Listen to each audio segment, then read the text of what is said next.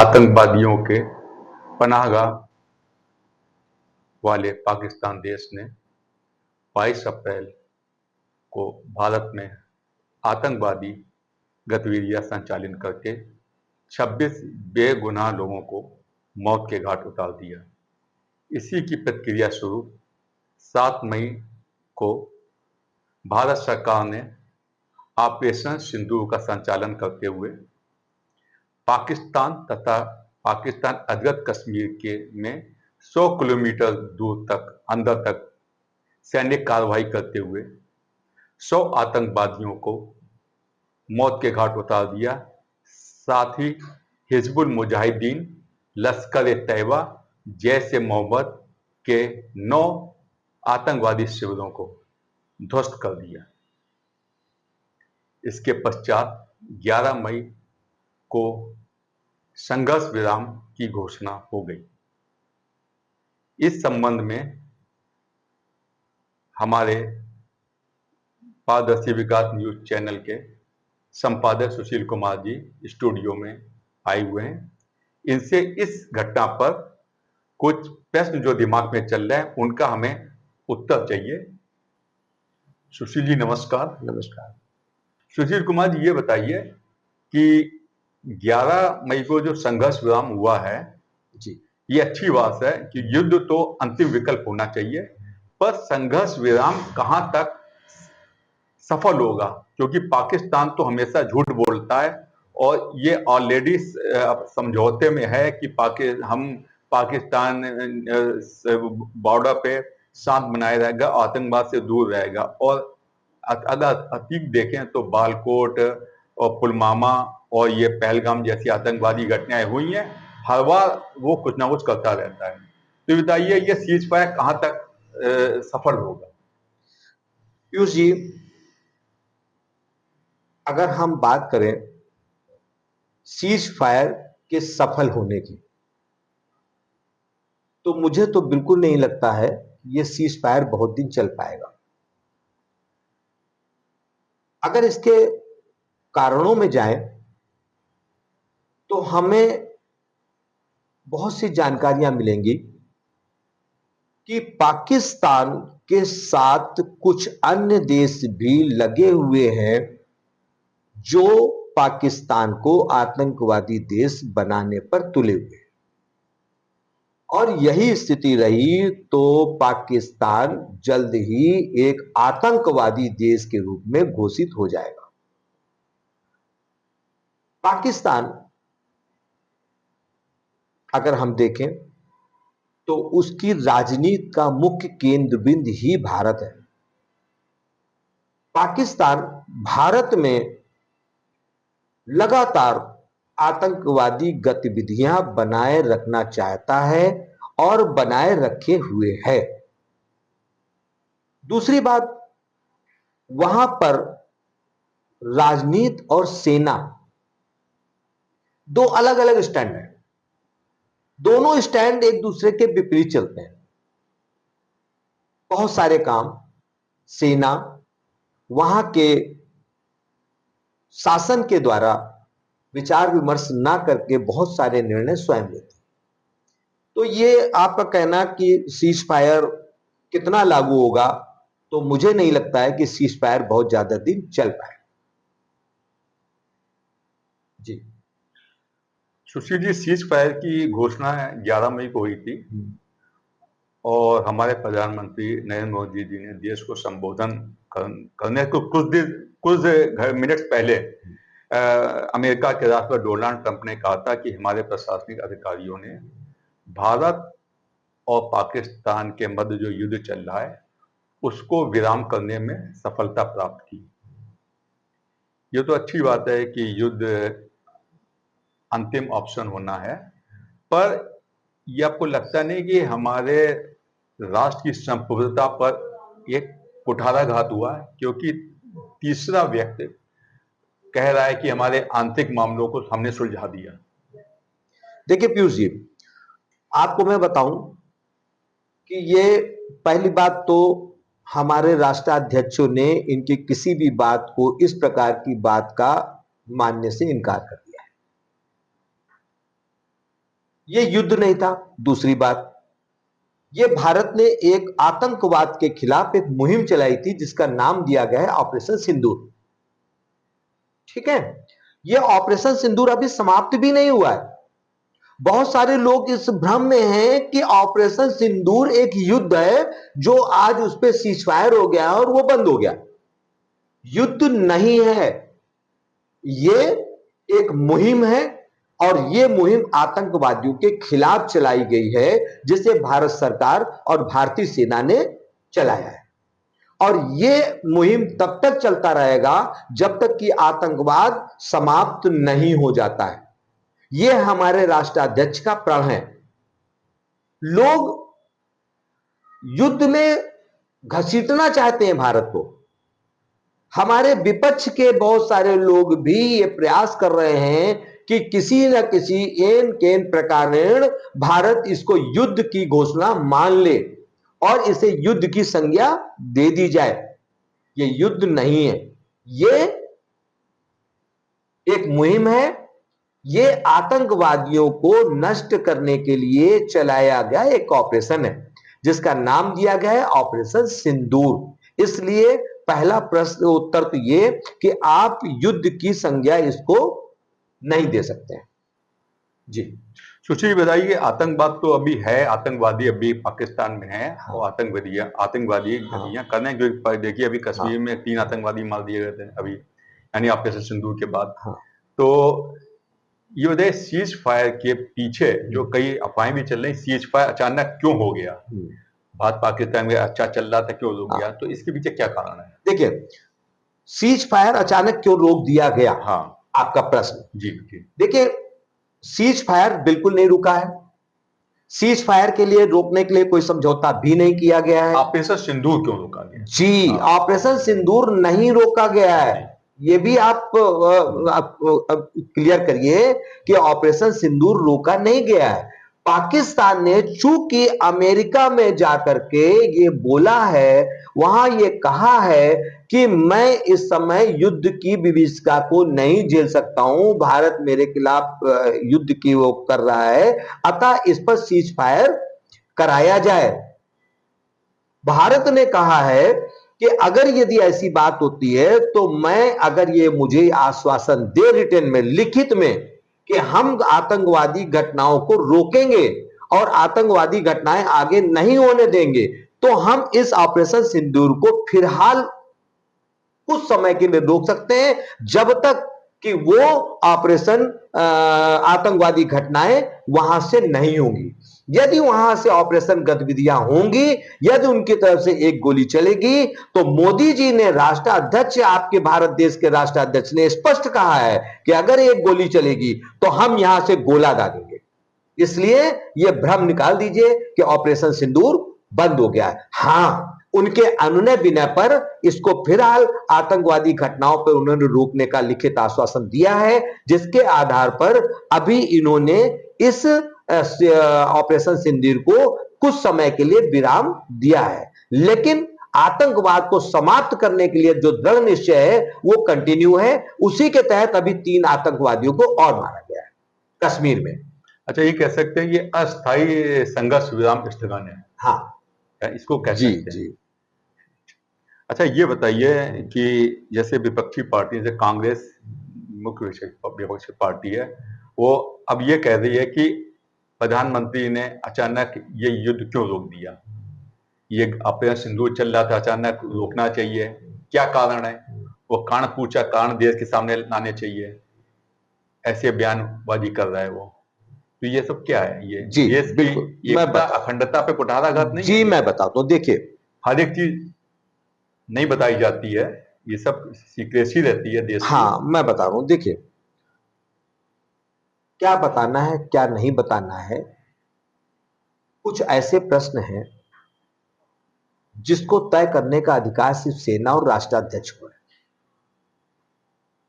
आप अपनी बात को रख सकते हो, ये लोकतंत्र है, आप विपक्ष हो, आप अपनी बात को रख सकते हो, इसमें कोई भी आपत्ति नहीं है। लेकिन यह बात जरूरी है कि कहीं ऐसा ना हो कि मेरा कोई कदम हमारे राष्ट्र के विरुद्ध जा रहा हो। अभी भी पाकिस्तान में हमारे विपक्षी नेताओं के बयान तैर रहे हैं, वहां के मीडिया में हमारे विपक्षी लोगों के बयान तैर रहे हैं। विपक्ष जो भी उल्टे सीधे बयान दे रहा है, राष्ट्र के विरुद्ध दे रहा है, ये बिल्कुल अनैतिक है, ये बिल्कुल गलत है, जो उनको नहीं देना चाहिए। इससे हमारा देश कमजोर होता है। अब मैं आपको बहुत बड़ी बात बताने जा रहा हूं।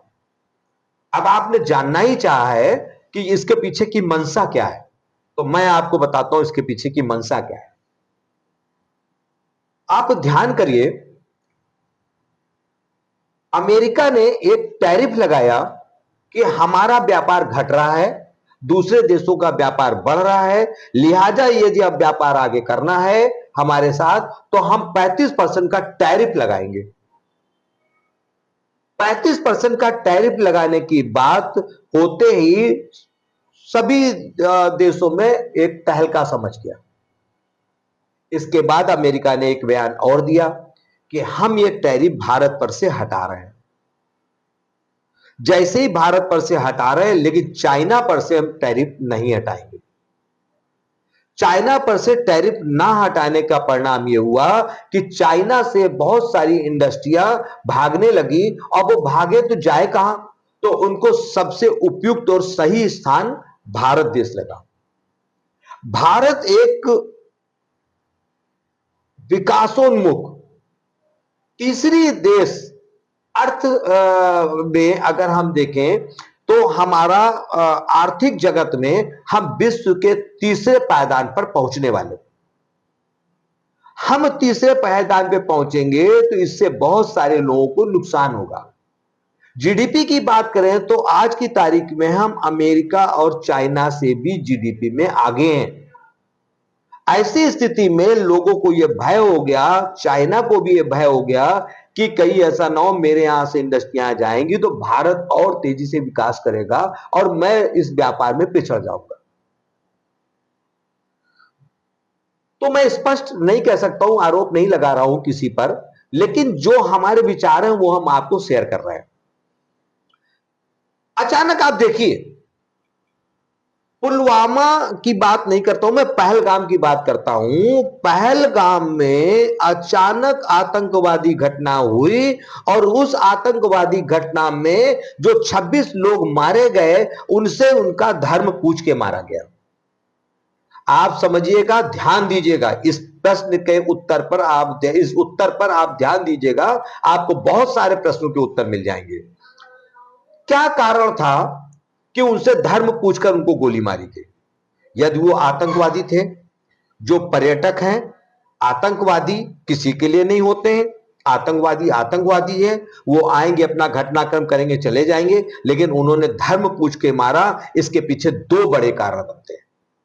पहला कारण यह बनता है कि हम अगर धर्म को पूछ करके मारेंगे तो ऐसी स्थिति में जो धर्म के लोग मारे जाएंगे वो भारत के शेष भारत में वो गृह युद्ध की स्थिति उत्पन्न कर सकते हैं।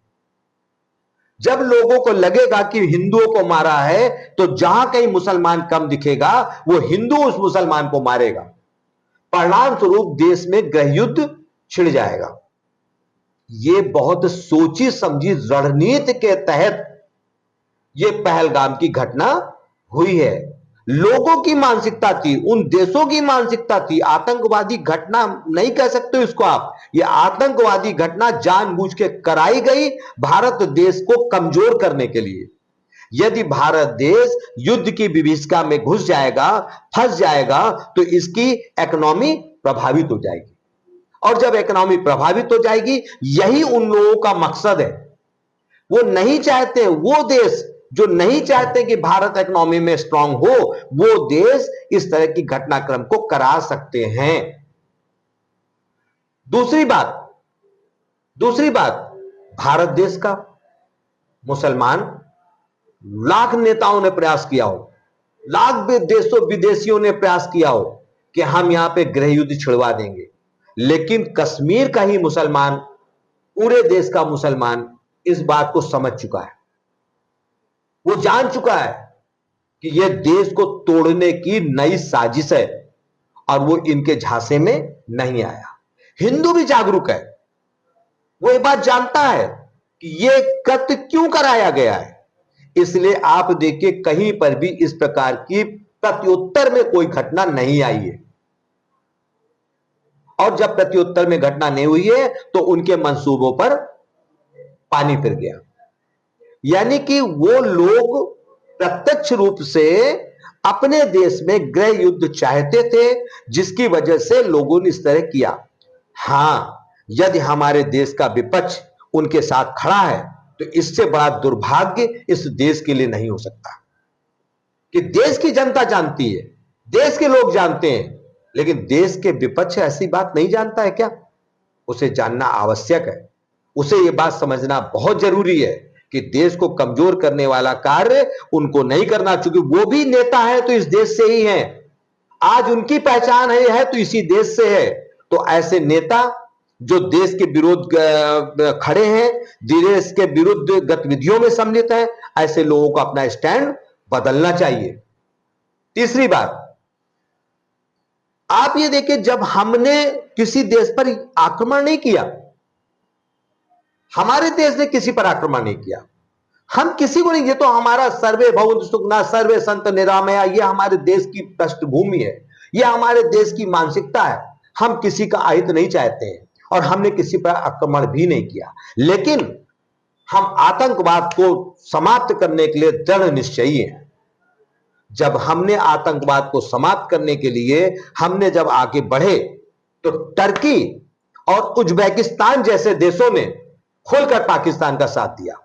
इसका मतलब यह है कि वो आतंकवाद के साथ देश खड़े हैं, और हमारे विपक्ष को, हमारे देशवासियों को, हमारे लोगों को ऐसे देशों का भी विरोध करना चाहिए जो आतंकवाद के साथ खड़े हैं। जी पीयूष जी। भारत को किसी दूसरे राष्ट्र की आवश्यकता नहीं है, भारत स्वतः आत्मनिर्भर है। जी। वो पाकिस्तान से आतंकवाद से निपटने के लिए सक्षम है। जी। सुशील जी, ये बताइए कि जो कांग्रेस के जो अध्यक्ष है मल्लिकार्जुन खड़गे ने एक पत्र लिखा प्रधानमंत्री नरेंद्र मोदी को जी कि संसद का विशेष सत्र तुरंत बुलाया जाए। जी। ये संसद का विशेष सत्र बुलाने के क्यों इतने आतुर हैं? देखिए, ये वो क्यों बुलाना चाहते हैं, उनकी राजनीति का कौन सा हिस्सा है, इसके विषय में तो मैं नहीं कह सकता हूं कि वो किस प्लान, किस उसके तहत ये कार्यक्रम कर रहे हैं या बुलाना चाहते हैं, ये उनका अपना व्यक्तिगत मामला है, ठीक है। लेकिन मैं उनको भी एक एडवाइस देना चाहता हूं कि वो इस प्रकार के प्रकरणों में भारत देश के साथ खड़े हों। विधानसभा में उनके ही नेता पाकिस्तान जिंदाबाद के नारे लगाते हैं, उस पर वो रोक लगाएं। कांग्रेस के बहुत सारे नेता पाकिस्तान जिंदाबाद के नारे लगाते हैं, उस पर वो रोक लगाएं। भारत देश में रहते हैं, भारत देश उनके लिए सर्वोपरि है, भारत देश की राजनीति करते हैं, भारत देश से ही उनका भी जीवन यापन होता है। ऐसी स्थिति में उनकी मानसिकता, उनकी सोच राष्ट्रवादी होनी चाहिए। ये मेरी उनके लिए शुभकामनाएं हैं और इस पर वो कार्य करें, ये मेरी इच्छा है। सुशील जी, ऑपरेशन सिंदूर के तहत हमारे भारतीय सेना ने, जिनको हम सैल्यूट करते हैं, स्वदेशी निर्मित मिसाइल्स, ड्रोन, सैटेलाइट के माध्यम से आतंकवाद की कमर तोड़ दी, 100 आतंकवादी मार दिए और हिजबुल मुजाहिदीन, लश्कर तौबा, जैसे मोहम्मद के 9 आतंकवादी संगठनों को, शिविरों को ध्वस्त कर दिया। इसके साथ ही सरगोदा जो किराना हिल्स के में स्थित के नजदीक है, वहां उसके एयरबेस को भी ध्वस्त कर दिया। इसके अलावा कई एयरबेस ध्वस्त कर दिए। तो हमारे जो प्रौद्योगिकी है, रक्षा प्रौद्योगिकी, हाँ, इसमें हम आत्मनिर्भर नहीं है। हम बताते हैं, देखिए, हम लोगों को, बहुत सारे लोगों को यही कष्ट हो रहा है कि भारत इतना आगे क्यों बढ़ रहा है। एक समय याद करिए, एक समय यह था कि हमारा जबलपुर का जो आयुध भंडारण था वो नष्ट हो गया था इसी कांग्रेस सरकार में। इसी कांग्रेस सरकार के दौरान हमारी लड़ने की क्षमता इतनी घट गई थी कि 3 दिन तक के भी हथियार हमारे पास नहीं बचे थे। हम बहुत कमजोर हो रहे थे, सेना के हाथ बांध दिए गए थे, कोई भी युद्ध लड़ने के लिए उन्हें मना कर दिया गया था। आप ये देखिए, ऐसी स्थिति में हमारा आकाश प्रक्षेपास्त्र, हमारा दूसरा प्रक्षेपास्त्र ब्रह्मोस जो स्वनिर्मित है, ने डंका बजाया। पाकिस्तान के 400 ड्रोनों को नष्ट करने में आकाश की प्रमुख भूमिका है। ब्रह्मोस जैसी मिसाइल का उनके परमाणु अड्डे के नजदीक गिराने का तात्पर्य था कि उनको भय उत्पन्न हो गया कि ये मेरे परमाणु अड्डे को नष्ट कर सकता है। इससे घबरा करके ये अमेरिका के पास पहुंचे थे और उन्होंने लिखित में आश्वासन दिया है कि मैं आतंकवादी गतिविधियों पर रोक लगाऊंगा, मैं ऐसी कोई गतिविधियां नहीं करूंगा। तो नुकसान भारत का कहीं नहीं। भारत ने दिखा दिया कि देखो हम इतना रक्षा प्रौद्योगिकी क्षेत्र में भी हम आज श्रेष्ठ पायदान पे हैं। हमारा आकाश और ब्रह्मोस जैसी मिसाइलें आज हमारी गर्व का कारण है और इससे हमारा सीना चौड़ा हो जाता है। ऑपरेशन सिंदूर का ध्येय था कि आतंकवाद और आतंकवादियों को नष्ट करना जी, इसमें भारत पूर्ण रूप से सफल हुआ है जी। और ऑपरेशन सिंदूर के माध्यम से देश की उत्कृष्ट सैन्य क्षमता जी, राजनीतिक समझदारी, सूझबूझ जी और राष्ट्र संकल्प जी का जो एक संदेश गया है जी, अंतरराष्ट्रीय स्तर पर जी भारत एक मजबूत जी प्रहरी के रूप में जी खड़ा हुआ है जी। इससे हम लोगों का जो सीना है गर्व से चौड़ा हो जाता है। जय हिंद, जय भारत। जय हिंद, जय भारत और बहुत बहुत धन्यवाद।